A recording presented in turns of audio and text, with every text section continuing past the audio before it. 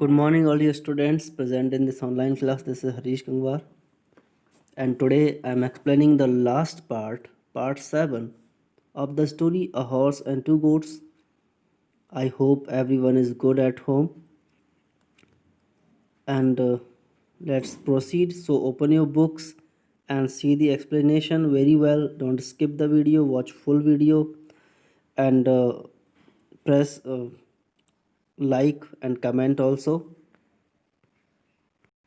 So yesterday we had explained till here. While he was reflecting this, he was reflecting who? Muni was reflecting that he will sell his goods one day at a high price and then he will open a shop beside the highway. उसने क्या सोचा, एक दिन बकरियों को बेचकर highway के पास एक दुकान खोलूंगा जिससे बहुत पैसा कमाऊंगा। तो वो ये सारी चीज़ सोच रहा था, और जो रेडमैन था उसने अपना क्या किया, शूक हिज हैंड, उसने अपना हाथ हिलाया and left on his palm 100 rupees in tens now। यानी तो उसने अपनी हथेली पर रखे 100 रुपये। Suddenly realising that this was what the old man was asking, तो वो ये रियलाइज करता है कि उसे 100 रुपये खुले खुले चाहिए, 10-10 के note. It is all for you और you may share it if you have a partner. उसने क्या कहा, उसने 100 रुपये दिए और 10-10 के नोट दिए, 10 तो 100 रुपये हो गए। क्योंकि उसने ये रियलाइज़ किया कि ओल्ड मैन शायद यही चाहता हो कि शायद इसका कोई पार्टनर हो तो उसे शेयर करने में प्रॉब्लम हो, तो इसलिए कहता है it is all for you और you may share it if you have a partner. क्या कहता है कि ये है सब कुछ, चाहो तो तुम इसे अपने पार्टनर के साथ शेयर भी कर सकते हो, क्योंकि अब चेंज उसको दे दिया। The old man pointed at the station wagon and asked, तो ओल्ड मैन ने पॉइंट किया, इशारा किया उसकी गाड़ी की तरफ और पूछा are you carrying them off in that. क्या कहता है, क्या तुम इसमें रख कर ले जाओगे इन बकरियों को। अब देखिए, अमेरिकन तो कह रहा था घोड़े की बात, घोड़ा इसमें रख कर ले जाऊंगा, थोड़ा मुझे हाथ लगवा देना रखवाने में। मुनि क्या कहता है, अच्छा इसमें रख के ले जाओगे। तो जो अमेरिकन था उसने समझ लिया कि इसका जो मीनिंग है कहने का ट्रांसपोर्टेशन रिलेटेड है, यानी कैसे ले जाओगे। तो वो कहता है yes of course said the other understanding the transportation part of it. यानी अमेरिकन ने समझा तो उसने कहा हाँ बिल्कुल इसी में ले जाऊंगा। The old man said this will be the first ride in a motor car. कहता अच्छा आज तो बकरियों की किस्मत खुल गई कि मोटर कार में सवारी करने को मिलेगी, और ये इनकी सबसे पहली सवारी होगी मोटर कार में।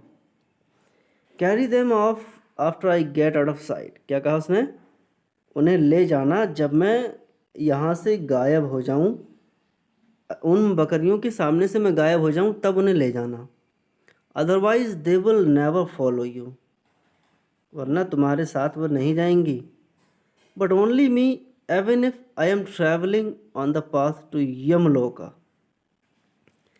क्या कहता है, वो बकरियां सिर्फ मुझे ही फॉलो करेंगी भले ही मैं यमलोक की यात्रा कर रहा हूँ।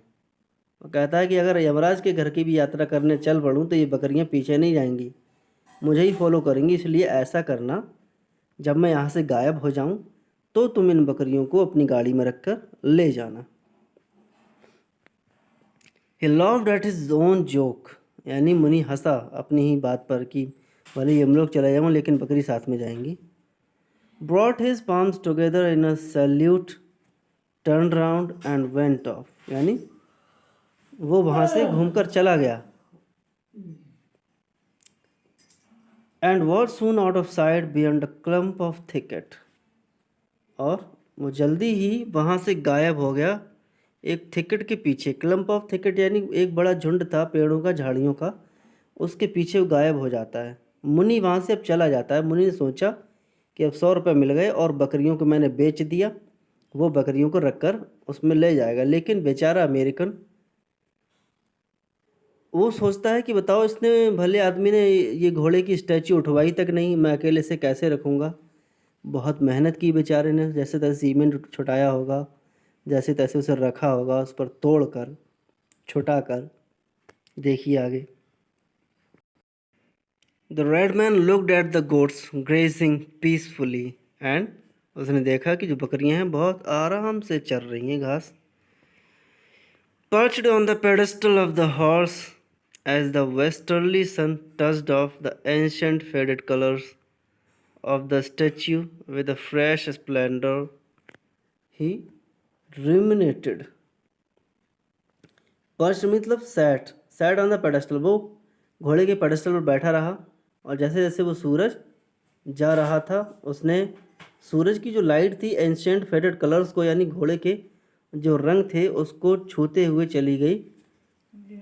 विद फ्रेश स्प्लेंडर, यानी बहुत स्प्लेंडर मतलब स्टैंडर्ड, शान के साथ। ही रूमिनेटेड, तो उसने कहा।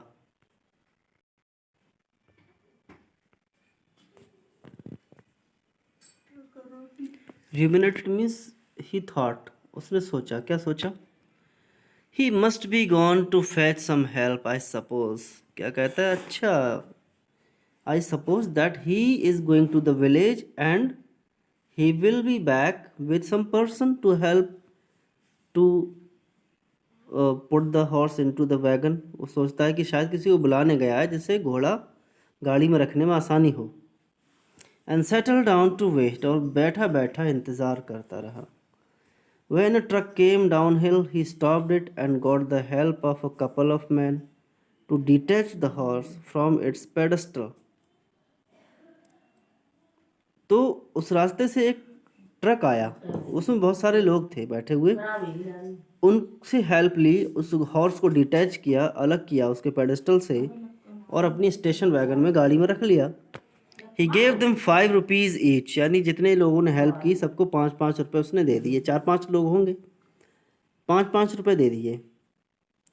And for a further payment they siphoned off gas from the truck, यानी उन्होंने गैस भी निकाल के दी, कुछ और पैसे दिए उसने, अमेरिकन ने, तो उन्होंने अपने ट्रक से, ट्रक में तो वैसे डीजल होता है, डीजल गैस जो भी हो उन्होंने निकाल के दिया। And helped him to start his engine, और उसकी गाड़ी का इंजन स्टार्ट करने में भी हेल्प की। तो ऐसे वो तो अपना घोड़ा लेकर चला जाता है। अब रही बकरियों की बात, बकरियां तो बेचारी वहीं रह जाती हैं। अमीर और मुनि सोच रहा है कि बकरियां मैंने बेच दी। तो आगे देखिए क्या होता है। Muni hurried homeward with the cash securely tucked away at his waist in his dhoti. तो मुनि ने क्या किया, अपने घर तेजी से चला गया। Hurried homeward with the cash securely, securely उसने टक कर लिया, यानी रख लिया। जैसे कुछ लोग लुंगी पहनते थे, धोती पहनते थे अपने, जहाँ उसको कमर में फिट कर लेते थे, वैसे उसने रख लिया पैसों को। He shut the street door and stole up softly to his wife as she squatted before the lit oven, wondering if by a miracle food would drop from the sky।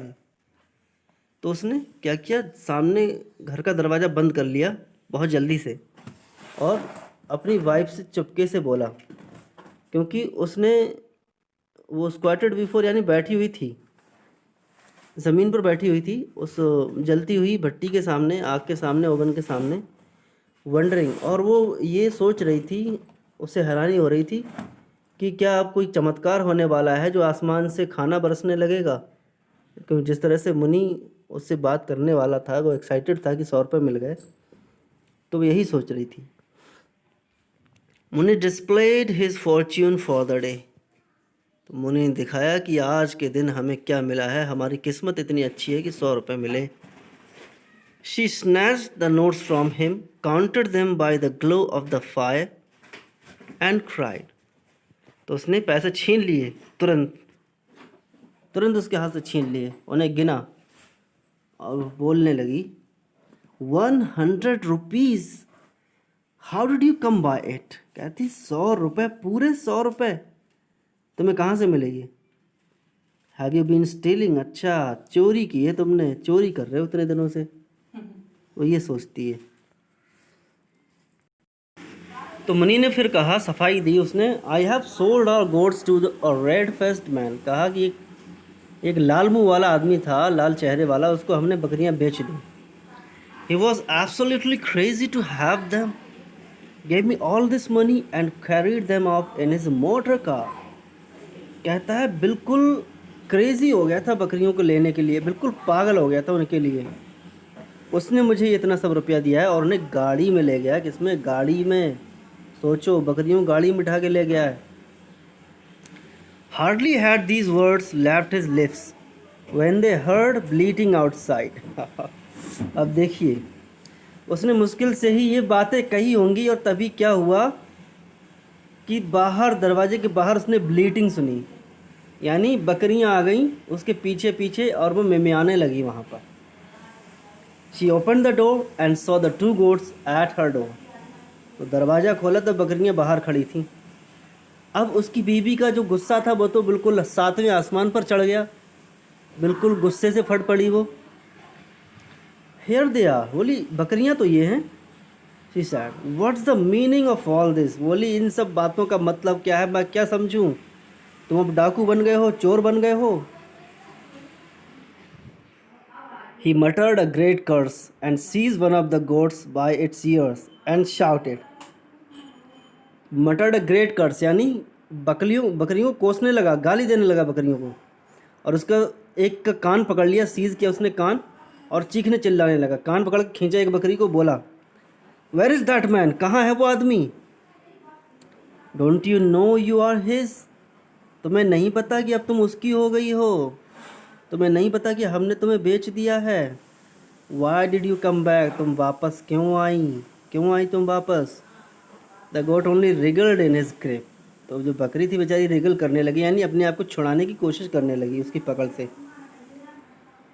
He asked the same question to the other two. और उसने same question दूसरी बकरी से पूछा कि बताओ कैसे आ गई यहाँ पे, तुम्हें बेच दिया था हमने, तुम उसकी अमानत हो, अब जाओ उसके पास। बकरी बेचारी क्या जाने, हमें बेचा नहीं बेचा, हमें क्या पता। The goat shook itself off. तो बकरी ने अपने आप को छुड़ा लिया। His wife glared at him declared. अब उसकी बीवी ने ग्लेयर किया, यानी घूर कर देखा उसे, और कहा, if you have thieved the police will come tonight and break your bones. कहती है अगर तुमने चोरी की है तो सोच लो, पुलिस आज की रात आ जाएगी और तुम्हारी हड्डियां तोड़ देगी, तुम्हारी टांगें तोड़ देगी पुलिस आज, बता दे रही हूँ मैं।